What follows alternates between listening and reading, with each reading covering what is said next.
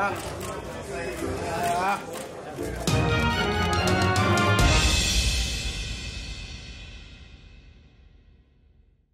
y'all thought it was over, man.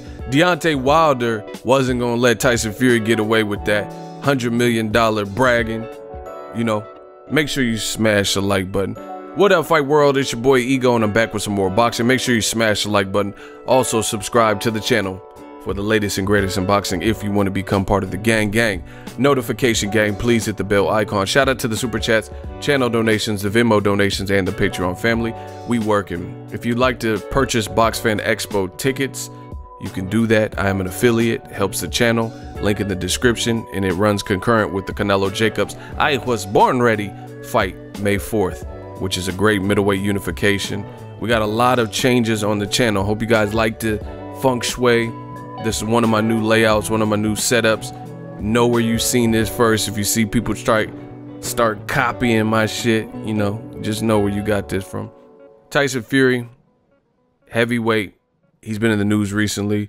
He basically went over to ESPN in the midst of negotiating with Wilder. Fury got a lot of fans hot, and you know, let's jump right into it. He's not fighting Wilder next. So let me catch you guys up to speed. Deontay Wilder slams boring Tyson Fury and says the Gypsy King is nothing without him. So Wilder said this in the interview, and this is what Tyson Fury, I made a separate video about it, but you guys got to check the channel.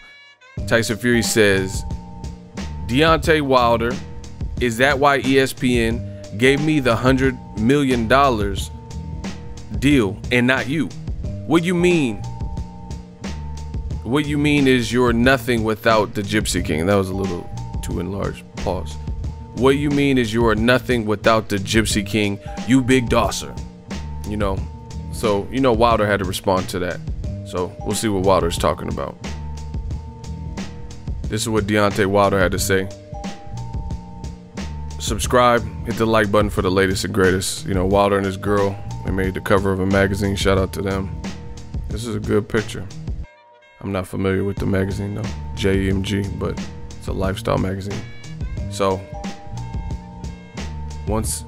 he said, 1 year ago today I proved why I'm king once again. Here's the response. Let me pull it up for you guys. So he's seen this, he's seen Tyson Fury, and he responded to the tweet. Deontay the Bronze Bomber Wilder, he said, yeah, the rumors are true. Tyson Fury's, I knocked you into a concussion. Let me update your brain. I got receipts, and it says you're lying. He says you're a lying rat. Hashtag on Moses.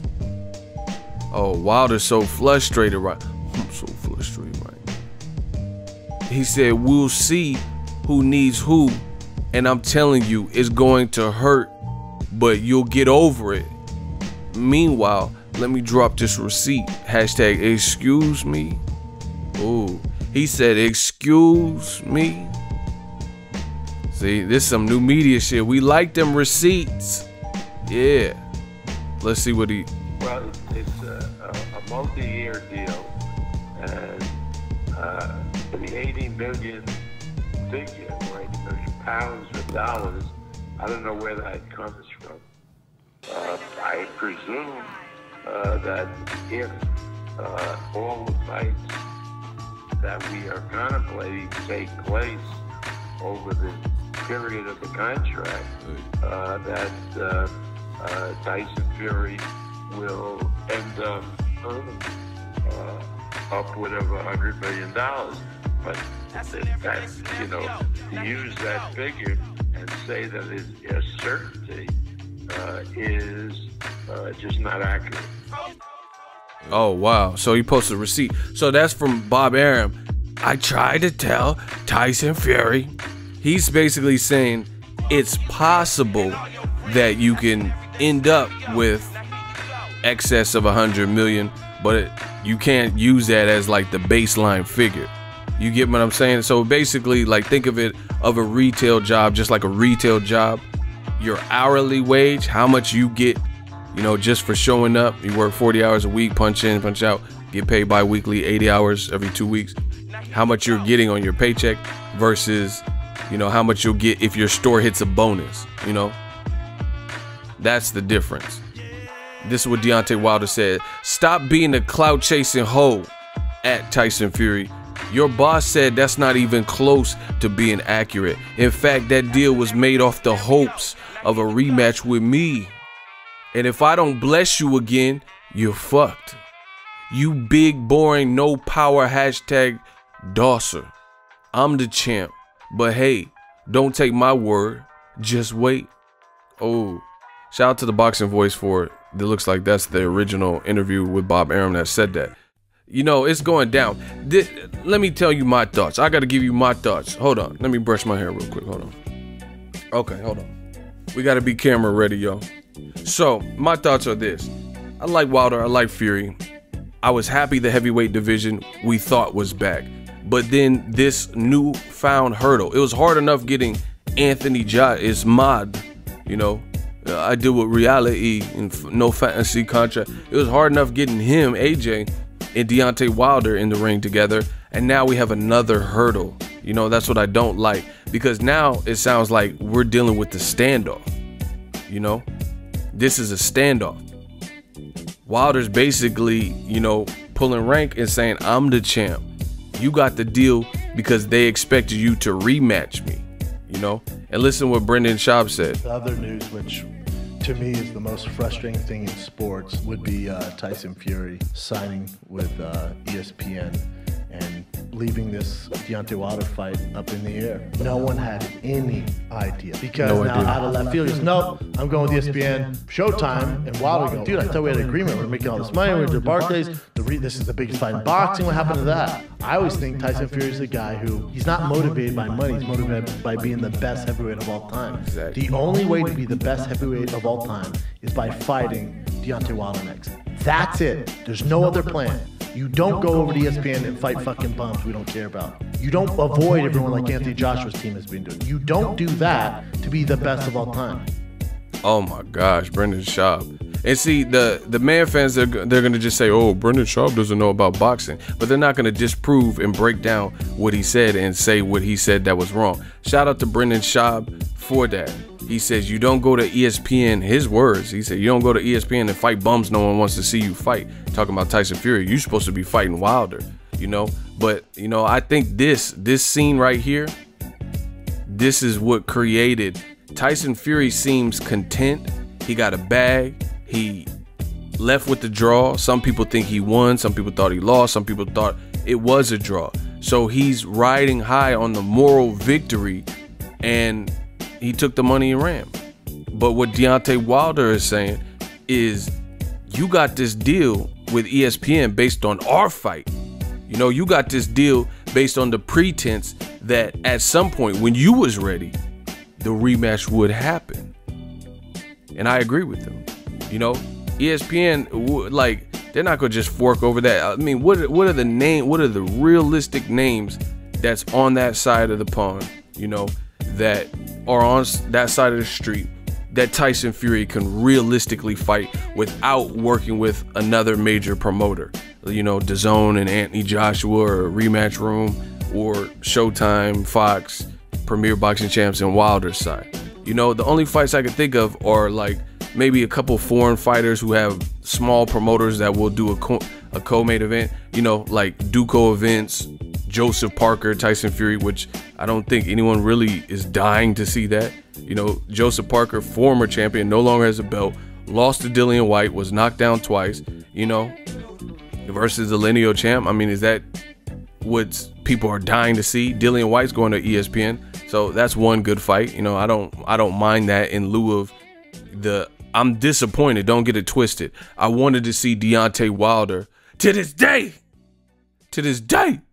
You know, I wanted to see Deontay Wilder versus Tyson Fury, so don't ever get that twisted. But I'm saying, since it's out of my control, I wouldn't mind Tyson Fury versus Dillian White, you know. So that's one fight. But Kubrat Pulev, you know, who wants to see these fights, you know?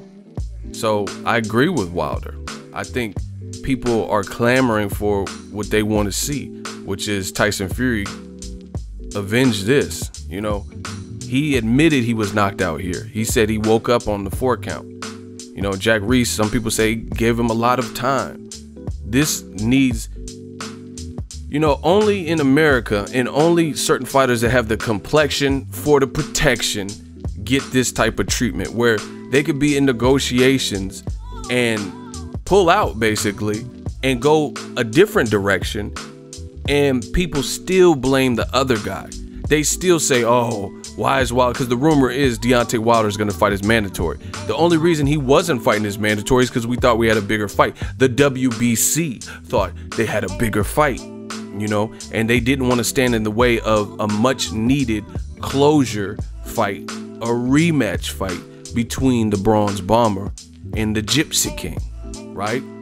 But seeing how that's no longer happening, and the WBC has received correspondence from Tyson Fury's team that he wants to take a tune-up, then, you know, you have to go back to the regular parameters and the regular normal rule set. That's why it's called an exception. You're making an exception to the rule. Similarly to Canelo Alvarez in the rematch with Gennady Golovkin. Hey, Canelo failed a drug test. He said it was the meat. He had clenbuterol in his system February 17th of last year, February 20th of last year. So as a result, the fight got canceled. Canelo had to withdraw. You know, he otherwise went to a hearing and stuff, and he took a small slap on the wrist type punishment, a couple months out, paid a fine or whatever. No, I don't even think they fined him. But anyway, nonetheless, the Triple G fight was fucked for May. So that got canceled.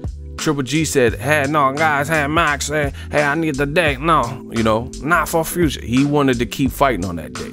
So as a result, the regular rule set applied. The IBF was like, you know, we were going to get away. Canelo, Triple G, we were going to get out of the way for that rematch. It's a big fight. Boxing fans want it, and we don't want to be the sanctioning body that says, hey, nope, this fight can't happen. No Canelo Triple G too, you know, because you have to fight your mandatory. But seeing how Canelo had to bow out because of the clenbuterol scandal, Clingate, right?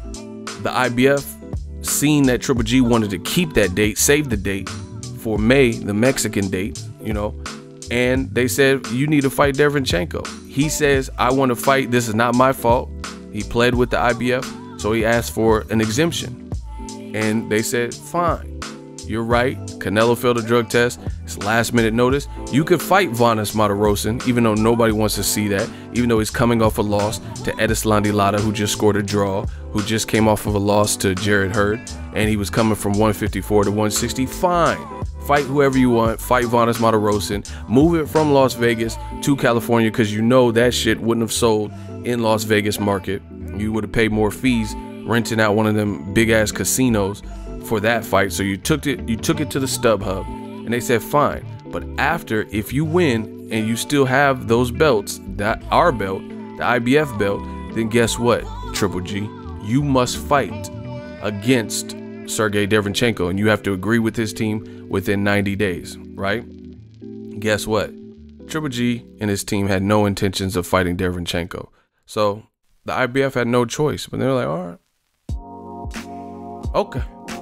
And they stripped him. Then that belt was up for grabs versus Daniel Jacobs, who fought his stablemate and friend. They were trained by the same trainer, Andre Rozier, right?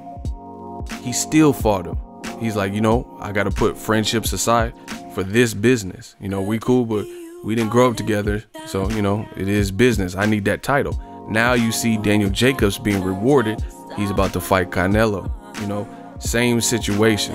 So Canelo, Triple G, that aspect mirrored it. You have responsibilities as a champion. Sometimes these sanctioning bodies, with the proper notice and for big fights, they will get out of the way, because who wants to get in the way of Canelo Triple G 2 when the first fight with the Adelaide Bird and all that stuff went on?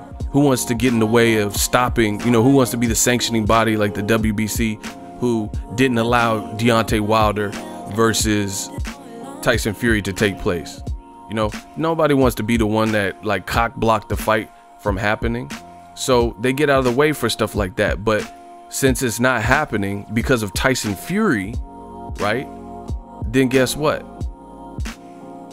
Regular business must resume. So Wilder has to fight Dominic Breazeale. Might as well get it out of the way. He might be able to get some type of exemption and, you know, clearance to fight Luis Ortiz too, a guy he already knocked out, or whoever.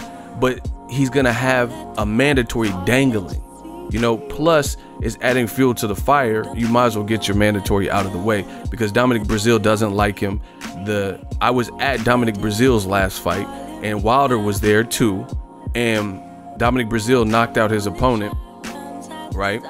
From I forgot his name off the top of my head, from Miami. You know, he's an Olympian. He knocked him out, and Wilder was in the crowd, stood up, and Dominic Breazeale was like leaning over the ropes and like, you, I want you. So they got bad blood. They had the little run-in. They got lawsuits, hotel. Somebody got punched, all kinds of, you know, I'm not the feds, you know, this ain't TMZ. So whatever happened, happened. But they have, on top of the mandatory situation, they have a personal grudge. So obviously Tyson Fury fled to ESPN.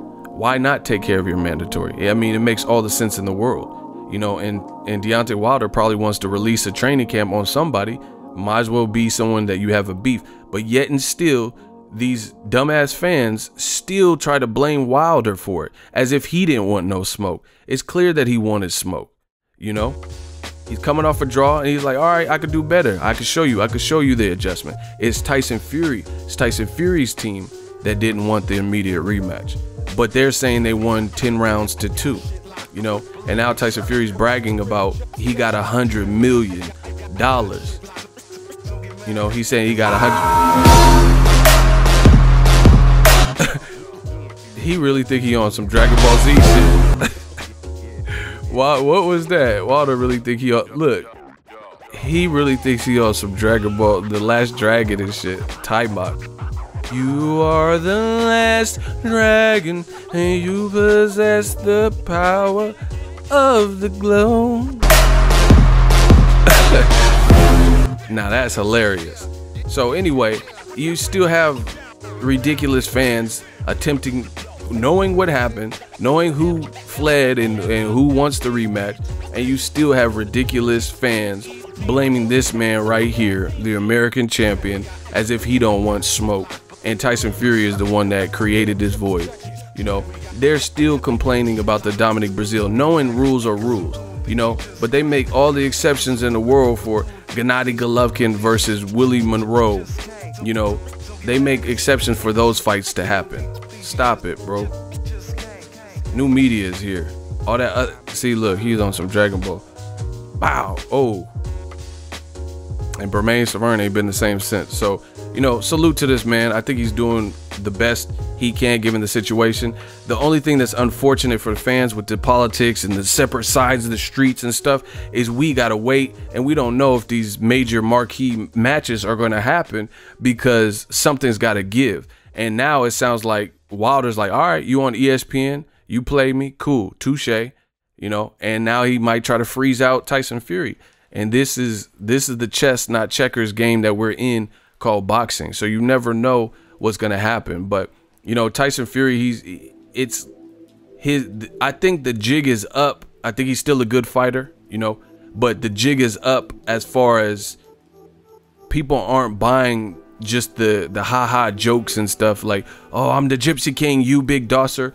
You see people even in his comment section who are like, man, but you didn't fight him next. Why didn't you rematch him? You know, so the great thing about social media and new media, and we control social media, is the fact that people know what's going on. People are up to date with all this stuff in boxing. So you get to see daily, you know, weekly, you get the updates. You know who's doing what, and you know who did what. So at the end of the day, it's Tyson Fury who has the black cloud hanging over his head, because he's claiming, hey, I beat him easy. He was a bum and a dosser and a shit house, and I beat him 10 rounds to 2. But you're also the one that raved about his power, and you're also the one that ran from the rematch. So, you know, as far as the 100 mil, you know, I don't really care about that. That's, you know, between them. ARUM saying that's not I wouldn't be quoting that, basically. So Tyson Fury's running around like he already got 100 mil. I agree with Wilder in the sense of the only way the deal would probably be worth it like that is through ESPN pay-per-views and big fights like that. You know, they got to have big fights that warrant Tyson Fury getting that much on the back end, and then that deal might be worth that much. But if he's fighting, you know, the guy that just knocked out Bryant Jennings and Joseph Parker and Kubrat Pulev, fights like that, I really don't see him, you know, getting 100 million. And again, now Tyson Fury, people thought he was different and he was gonna stand up for injustice and mental health and fight for a cause which wasn't money, and it turns out that he's in it just like everyone else. And it makes it so hypocritical because he really challenged Anthony Joshua's medal and things like that, saying Joshua, all he cares about is fame and popularity, but hey guys, I'm different, you know. And now we see he's not really different. As soon as the opportunity came, they looked at the equation. ESPN offered me all this money right now. I could take it and worry about the backlash, worry about everything else later, worry about the rematch, worry about what the fans think, secure this for my family or whatever the situation is while it's here now, or take a huge risk with a huge massive puncher that already, you know, knocked me into the Bone Thugs and Harmony video, The Crossroad. And I'm gonna miss everybody, and I'm gonna living in a hateful world, sending it straight to heaven. You know, why they kill my dog? And man, I missed my Uncle Charles, yo. He shouldn't be gone in front of his home. What they did do, boo, wasn't wrong. Oh. He knocked you into the crossroad, and then now all of a sudden the risk factor to immediately go back into that turns out to be, you know, a bit too much to go directly into that, you know. And now ESPN is using this cop-out of, we want to build Tyson Fury's US brand. I thought everyone knew him because his last fight was an exciting fight. It was a classic, much better than the Klitschko Fury fight. And you were in there with a US star, right? It was on magazine covers doing little bit roles, and you see him here with Kevin Hart. Sit the fuck down. No, he wasn't ready. You know, he with Holyfield, Kevin Hart, you know, his profile is building, and now they're saying they need to build him up and all this stuff. You don't have to build him up. His last fight, shout out to Diamond Dallas Page, you know, his last fight was the build up, period. So you want to buy him more time. And this is what I'm saying, when you got the complexion for the protection, you know, they're gonna do everything in their power to try to help you out, help you through this. They don't want this again, you know, so they don't want to put him back in there, despite what Tyson Fury thinks, period. This man is, you can talk about his technique till you're blue in the face. You can say he lacks this and noodle legs, chicken legs and all that. But guess what? Chicken legs weighed 209 at the weigh-in versus Tyson Fury, who was 250 plus. And this was the scene. You ain't never seen, you know, Chicken Little or whatever the fuck names y'all be calling Wilder on the canvas like that versus Tyson Fury, who outweighed him 50, 60 pounds. So, you know, new media is here. We kicking y'all ass. Y'all know what it is. Let me know what you guys think. That is the official ego response, boxing ego response to Deontay Wilder's response to Tyson Fury. Hope you guys enjoyed. Let me know what you guys think. If you're new, consider subscribing to the channel. New media. I promise y'all, I'm sharp right now. I'm working hard for y'all. So if you like the video, smash the like button. Consider subscribing. If you're new, share it. All that good shit. You know, we working. Make sure you smash the like button as always. Hate, comment, and subscribe. Till next video is ego. So I know. So if you enjoyed this video and want more content like this on the channel, you can show your appreciation by going to the PayPal donate button or the YouTube support button, and you can donate any amount that you feel is equivalent to the value of this video. Much more to come. Thank you guys for your support. Boxing Ego, the future of boxing.